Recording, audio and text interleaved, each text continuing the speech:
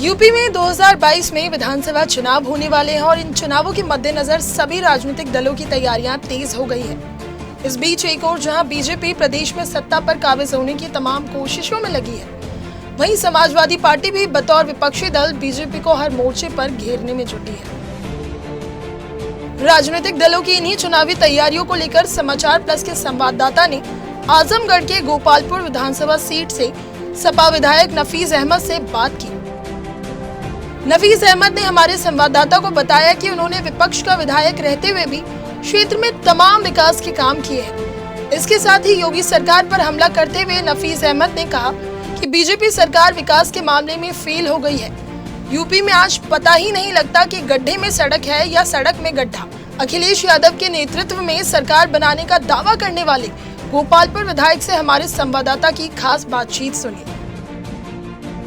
इस वक्त हम मौजूद हैं गोपालपुर विधानसभा क्षेत्र में। हमारे साथ मौजूद हैं समाजवादी पार्टी के कद्दावर नेता व गोपालपुर विधायक नफीस अहमद जी। आइए हम इनसे बात करते हैं और जानेंगे कि इनके कार्यकाल में इनके क्षेत्र में कितने विकास हुए।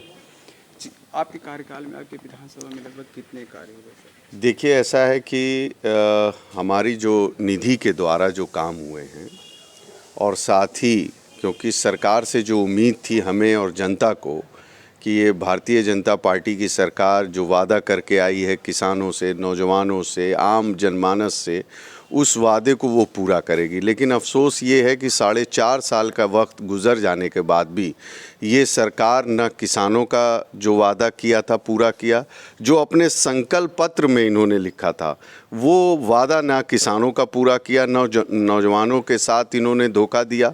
इन्होंने कहा हम नौकरी देंगे, वो भी नहीं दिया। यहाँ तक कि जब सत्र शुरू हुआ, पहले सत्र में इन्होंने बड़े उससे घोषणा की कि हम पूरे प्रदेश की सड़कों को गड्ढा मुक्त कर देंगे। लेकिन आज सड़कों का हाल ये है कि हमें ये समझ में नहीं आता कि गड्ढे में सड़क है कि सड़क में गड्ढा है। ये स्थिति इन्होंने पूरे प्रदेश की बना दी। लेकिन क्योंकि हम विपक्ष के विधायक हैं, हमारी जिम्मेदारी है सरकार की आंख को खोलना, तो सड़क से लेकर विधानसभा तक हम अपनी क्षेत्र की जनता की विकास के लिए, उनके रोज़गार के लिए, उनके इलाज के लिए, हमारे गन्ना किसानों के लिए लगातार हम इस मुद्दे को उठाते रहें, सरकार की आंखों को खोलने का काम किया। और मैं ये कह भी सकता हूँ कि बहुत से ऐसी चीज़ें जो मैंने विधानसभा में उठाई और सरकार को मजबूरन उस काम को करना पड़ा। और हमारे क्षेत्र में उस विधानसभा में सत्र में आवाज़ उठाने के बाद लगातार मैं देख रहा हूँ हमारी कुछ सड़कें भी उन्होंने स्वीकृत की, जिसको मैंने मुद्दा बनाया था। उन्होंने कुछ सड़कें हमारी रिपेयर भी की और तमाम ऐसी चीज़ें हैं। लेकिन सबसे बड़ा काम हम लोगों ने कोरोना में अपनी निधि के द्वारा अपने क्षेत्र में ऑक्सीजन बेड लगवाने का काम कर रहे हैं, जो काम चल रहा है। साथ ही हमने अपनी निधि से इलाज भी कराएं, अपनी निधि से बिजली पे भी काम किया, अपनी निधि द्वारा जो है सड़कों का काम किया, गांव के अंदर नाली, खड़ंजे, सीसी, इंटरलॉकिंग कराई और लगातार हम संघर्ष करते जा रहे हैं। और हमारा ये संकल्प है, हमारा ये एक भरोसा हमने जो जनता ने हमको दिखाया, हमने ये तय किया है कि हम अपने क्षेत्र की जनता के लिए सड़क से लेकर विधानसभा तक उनकी लड़ाई, उनकी आवाज़ को बुलंद करते रहेंगे। सर, लगभग कार्यकाल समाप्त होने के बाद कुछ ऐसे कार्य जो अभी भी अधूरे रह गए हों? देखिए, सबसे बड़ी दिक्कत हमारे क्षेत्र की थी और ये अफसोस है कि वो दिक्कत अभी तक दूर नहीं हो पाई।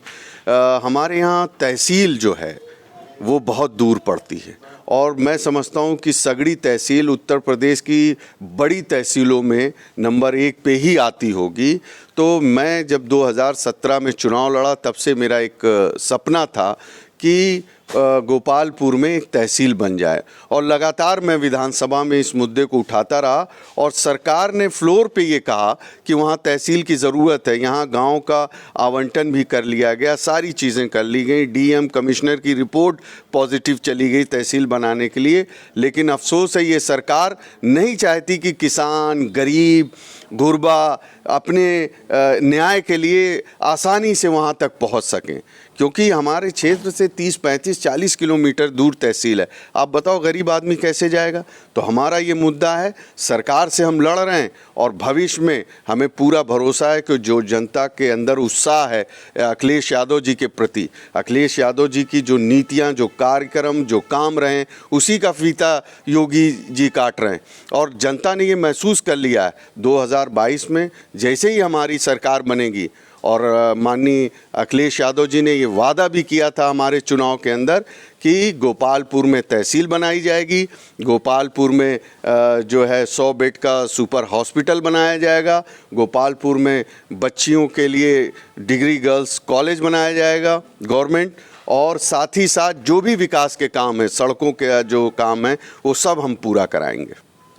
सर, जिस तरह से आपकी सरकार इस वक्त है नहीं, तो क्या आपके कार्य में कुछ ऐसी बाधाएं जो सरकार के द्वारा उत्पन्न होती रही हों? देखिए, हम समाजवादी लोग हैं और समाजवादी लोग बाधाओं से लड़ना जानते हैं।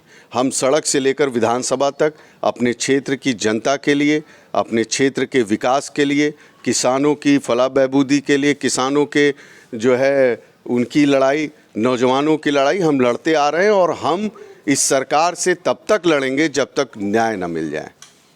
इस तरह से हमारे साथ मौजूद थे समाजवादी पार्टी विधायक नफीस अहमद जी। इनका साफ तौर पे कहना है कि युवाओं के लिए, किसानों के लिए हम हमेशा लड़ते रहेंगे और विकास कार्य अपने क्षेत्र में करते रहेंगे। क़यामुद्दीन आज़मी, समाचार प्लस, आज़मगढ़।